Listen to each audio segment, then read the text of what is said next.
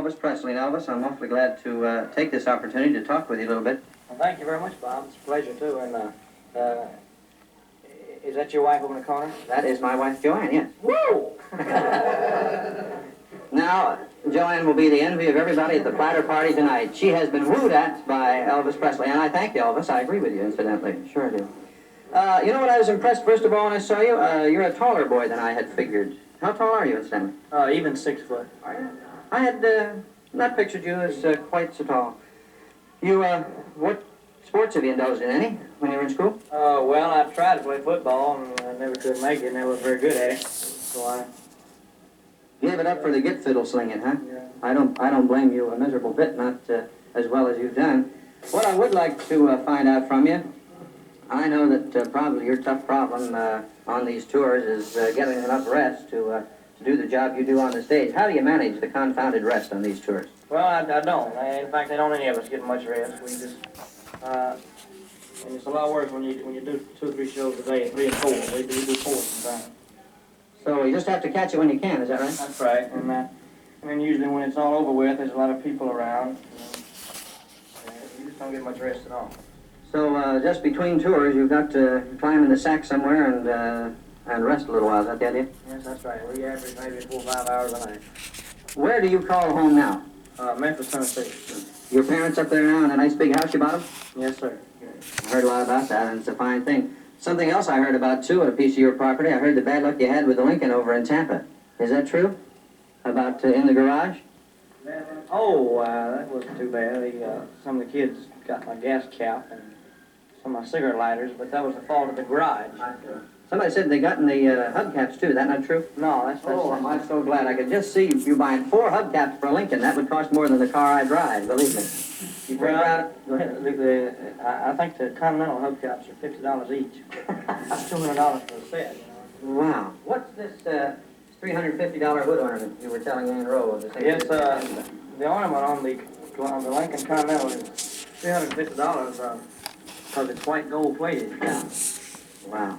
Listen, one thing I did want to check with you on, I know you don't get a chance to keep up with things too much when you're on the tour. Did you know that Ed Sullivan was injured in an automobile accident the Yes, other sir. night? I read it in the paper. Yes. He is not going to be able to make his show until the 19th of August. Is that right? That's the first one he'll be able to make. I thought you might be interested in that. And when are you due on the Sullivan show again? Well, my first one is September 9th. Maybe have a new platter out for Victor by that time? I doubt it. You doubt it, really? I shouldn't have, because I just had a release. Oh, yes, and you've done pretty well with it, too. Over 1 million copies in something like 2 weeks for Hound Dog and Don't Be Cruel, is that right? Yeah. 3 gold platters you've got yourself now for Victor, and I think it's a fine thing. 4! Excuse me! 4. I got 1 for Heartbreak Hotel, Yeah. 1 for Hound Dog, 1 for I Want You, I Need You, I Love You, and 1 for my album. The album, too, has gone over 1 million. No kidding. That's almost fantastic in the record business, isn't it? Well, Elvis, there are a couple of other things. I saw in the paper night before last that Hal Wallace is thinking of starring you in a picture with Jerry Lewis. Had you heard that one? Jerry Lewis. With Jerry Lewis. Had you heard it? Really? I hadn't. Well, there's something for you to think about. Dean and Jerry broke up. Yes, that's true. So, I heard something about that, but I mean, I don't think what do you mean? I don't know. You don't think you and Jerry get along? That's Dean Martin. Well, it's not that, but that's Dean Martin, and it'll always be Dean and Jerry, nothing else. Well, I sort of agree with you on it. Speaking about partners and enemies and so forth, what's the Pat Boone situation with you? You know Pat. Well, I know Pat very well. I didn't know anything about it, anything like that, except when I read this radio, TV mirror, or whatever it is. Yeah.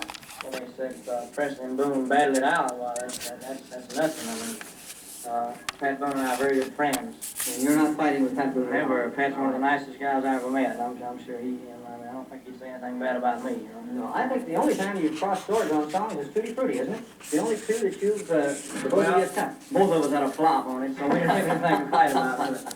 Good. Okay. Well, we've had quite a time here with Elvis, and he's getting ready to take off, I know, and to finish that lunch, I guess, he had here. Well, I didn't have enough. They didn't bring me but 1 sandwich. That's an appetizer. There was one other thing I wanted to check with you.